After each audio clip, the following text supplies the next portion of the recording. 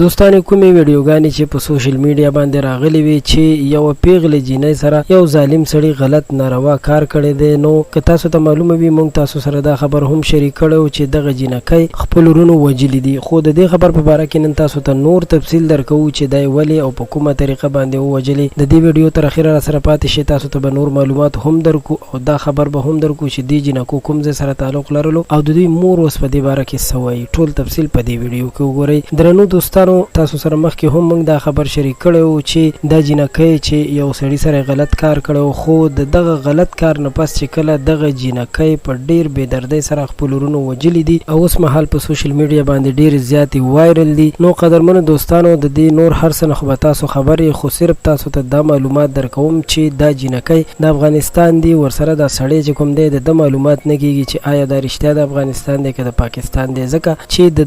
د شکل او د حلیې نه خو دا داسې ښکاري لکه د افغانستان چې وي، خو وایي چې د دوی دکان په پاکستان کې دی او دا په پاکستان کې سودا خرڅوي او دا کومې جینکۍ چې دی دا هم ښکاري چې په پېښور کې په یو ځای کې د دې سړي دکان ته ورغلي دي او دغه کار یې کړی دی. خو قدرمنو دوستانو، دوی که د هر ځای وي خو بیا هم دوی پښتانه دي، ځکه چې لر او بر ټول یو پښتانه دي. موږ تاسو به هیڅکله هم په دې باندې بده نه ګڼو چې موږ وایو چې دا افغانان دي یا دا د پېښور پښتانه دي، چې هر څوک وي خو غلط کار شوی دی، ناروا کار شوی دی. که دوی رښتیا وجل شوي وي نو دوی ته د خپل عمل او د کار کولو سزا ورکړل شوله. اوس به دا دعا کوو چې الله تعالی دې نور مسلمانان له داسې حالته او له داسې کاره وساتي. الله پاک دې موږ تاسو او ټول مسلمانان ته هدایت وکړي چې د داسې کارونو نه ځانونه وساتو او پاک رب دې دوی ته هم عفو وکړي، ځکه چې دوی دا کوم کار کړی د دې سزا دوی ته ورکړل شوه. دا و د پښتو پوسټ یو تازه ویډیو.